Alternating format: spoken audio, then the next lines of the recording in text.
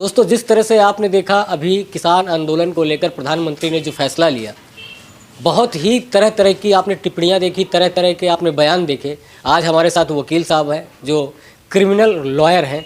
आज इनसे जानने की कोशिश करते हैं जिस तरह से प्रधानमंत्री ने ये फैसला वापस लिया किसान आंदोलन को लेकर, कैसे सोचते हैं और क्या स्ट्रैटेजी है भारत सरकार की आने वाले समय में। सीधा वकील साहब से बात करते हैं।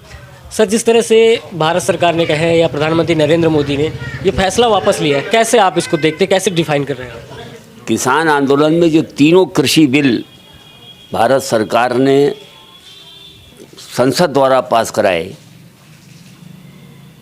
वो बिल्कुल मेरी अपनी निगाह में, मैं अपना जहाँ तक समझता हूँ, उसमें कोई भी किसान विरोधी बात नहीं थी। एक साल से बैठे हुए हैं राकेश टिकैत। ये राकेश टिकैत साहब के तो वेस्टेड इंटरेस्ट थे। राकेश टिकैत को बताइए आप, इस आज से पहले जानता कौन था? केवल इतना कि वो महेंद्र टिकैत साहब के बेटे हैं।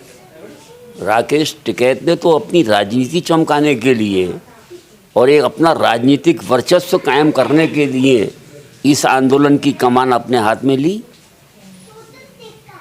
और प्रधानमंत्री ने, भारत सरकार ने कई बार उनको वार्ता के लिए आमंत्रित किया। उनसे कहा कि आप सुझाव दीजिएगा। सुप्रीम कोर्ट का निर्णय, सुप्रीम कोर्ट ने ये कहा कि ये सरकार जब तक सुप्रीम कोर्ट का कोई फैसला ना आ जाए तब तक कोई निर्णय ना ले। सरकार ने भी उसको लागू नहीं किया। एक कमेटी बनाने का प्रस्ताव दिया, उसको भी उन्होंने नहीं माना। तो क्या मंशा थी?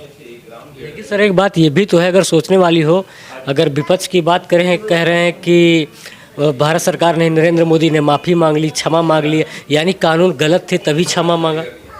ये जिस प्रकार की बातें आज ये विपक्षी दल के बहुत से नेता कर रहे हैं कि सरकार पीछे हट गई, सरकार ने माफ़ी मांग ली, सरकार झुक गई, क्या बात कही प्रधानमंत्री जी ने?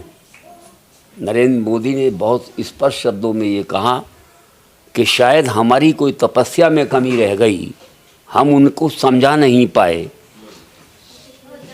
तो ये बात माफ़ी मांगना तो नहीं है। उन्होंने जब ये बात देखी कि देश भर के अंदर ये कुछ चंद ऐसे किसान लीडर, मैं नाम लूँगा, मतलब जैसे महेंद्र, ये टिकैत जैसे व्यक्ति जब किसानों को, भोले भाले किसानों को बरगला रहे हैं, और उनके पीछे, जैसे मैंने कहा, कि वो ताकतें हैं जो देश विरोधी हैं, क्या आवश्यकता थी खालिस्तान के नारे लगाने की वहाँ पर? क्या खालिस्तानी आंदोलन हो रहा था वहाँ? खालिस्तान के लिए आंदोलन था, किसान के लिए आंदोलन था। किसान की बात होती उस आंदोलन में, वो तो नहीं हुई। नहीं, आपने खालिस्तान की बात की तो एक बात निकल के बाहर आती है कि देश के अंदर फ्रीडम ऑफ एक्सप्रेशन है, बोलने की आज़ादी है। तो बोलने की आज़ादी का मतलब ये है कि आप खुलेआम भारत विरोधी नारे लगाएं? क्या बोलने की आज़ादी के नाम पर आप किसी वर्ग विशेष को अपना निशाना बनाएं? क्या बोलने की आज़ादी के नाम पर आप भाषा के नाम पर, धर्म के नाम पर, संप्रदाय के नाम पर घृणा पैदा करें? ये बोलने की आज़ादी है? ये बोलने की आज़ादी है कि हर घर से अफजल निकलेगा? ये बोलने की आज़ादी है कि भारत के टुकड़े होंगे 1000? ये बोलने की आज़ादी है? इसकी परमिशन दे दी जाए? मतलब बोलने की आज़ादी का मतलब क्या है? भारत का एक संविधान है, आप संविधान की शपथ लेकर संसद में चुने जाते हैं, विधानसभा में चुने जाते हैं, आप जनप्रतिनिधि बनते हैं, भारत के संविधान की शपथ लेते हैं, और संविधान की शपथ में ये कहीं देशद्रोही शब्द लिखा हुआ है कि मतलब आप देशद्रोहिता करेंगे, राष्ट्र विरोधी बातें करेंगे, भारत विरोधी बातें करेंगे? ये संविधान में लिखा हुआ है। लेकिन सर, यही संविधान की अगर आप बात कर रहे हैं, आप तो लॉयर हैं, आतंकवादियों को छुड़वाने के लिए आपने देखा जिस तरह से रात को सुप्रीम कोर्ट के दरवाजे खोल दिए जाते हैं इसी संविधान में। सब देखिए, एक संवैधानिक व्यवस्था है, एक संवैधानिक व्यवस्था है अपील की, एक संवैधानिक व्यवस्था है रिट की, किसी व्यक्ति को, व्यथित व्यक्ति को, यदि वो ये समझता है कि मेरे साथ कोई अत्याचार हो रहा है या कानून के दायरे में रहकर उसके साथ कोई व्यवहार नहीं हो रहा, विधि सम्मत उसके साथ न्याय नहीं हो रहा, तो हर व्यक्ति को ये अधिकार है, भारत के हर नागरिक को, कि वो सुप्रीम कोर्ट का दरवाज़ा खटखटा सकता है, उच्च न्यायालय का दरवाज़ा खटखटा सकता है। न्यायिक व्यवस्था के द्वारा वो अपने न्याय प्राप्त करने की प्रयास कर सकता है और करता है।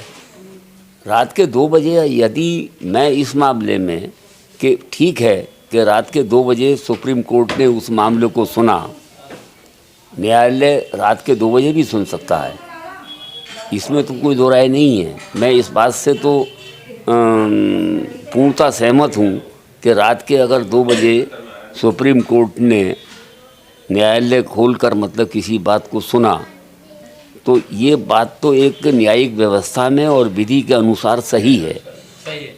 सर, मैं एक सवाल आपको, थोड़ा सा मैं संविधान की ओर नहीं, मैं राजनीति की ओर आना चाहूँगा, क्योंकि जिस तरह से प्रधानमंत्री ने कहा कि हम इस तीनों कृषि कानून को वापस लेते हैं, राकेश टिकैत कहते हैं कि हमें प्रधानमंत्री पे भरोसा नहीं है।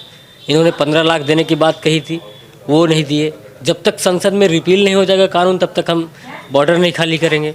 क्या एक व्यक्ति द्वारा संचालित कोई भी आंदोलन कामयाब हुआ, सफल हुआ? आप मुझे एक मिसाल बताइए, जब तक जनता उसके साथ ना हो। तो क्या समझे, गांधी जी ने आंदोलन किया, लेकिन उनके साथ जनसमूह था, जनता थी। तो टिकैत साहब के साथ जो बैठे हुए उनको कह बताइए आप मुझे, कौन कहाँ जनसमूह है? चंद मुट्ठी भर लोग, चंद मुट्ठी भर लोग किसान के नाम पर जो बिचौलिए हैं, बड़े बड़े किसान जिन्होंने आज तक कभी खेती भी नहीं की, वो लोग उसके साथ हैं। आप बताइए। उन्हीं लोगों ने कानून वापस करवा लिया। कानून वापस उन लोगों ने नहीं कराया। जब देश की समस्त स्थिति को देखते हुए सरकार ने ये उचित समझा कि भारत का, खासकर विशेषकर कुछ क्षेत्र विशेष का, पश्चिमी उत्तर प्रदेश, पंजाब, हरियाणा, राजस्थान का किसान वर्ग एडमेंट है, अपनी बात पर बजिद है, वो समझने की कोशिश नहीं कर रहा, उन तीनों कृषि बिलों की मूल भावना को नहीं समझ पा रहे। बार बार सरकार द्वारा स्पष्टीकरण दिए जाने के बाद भी उन्होंने ये बात सुननी स्वीकार नहीं की और देश में अराजकता फैलाने का प्रयास किया। तो देश काल परिस्थितियों को देखते हुए प्रधानमंत्री जी ने ये उचित समझा कि इसको वापस ले लिया जाए, ताकि देश के अंदर अव्यवस्था उत्पन्न ना हो, अफरा तफरी का माहौल पैदा ना हो, शांति का माहौल रहे। यानी शांति का माहौल रहे।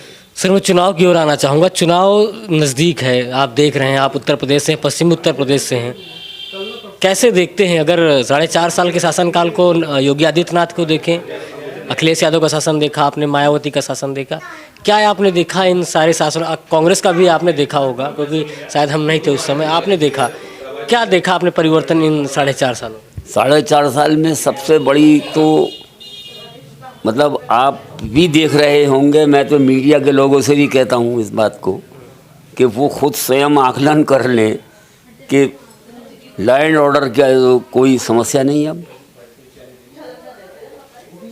अखिलेश जी की सरकार में खुलेआम नंगा नाच गुंडागर्दी का इस बात का था कि वहाँ खिराज वसूली जाती थी, रंगदारी वसूली की जाती थी।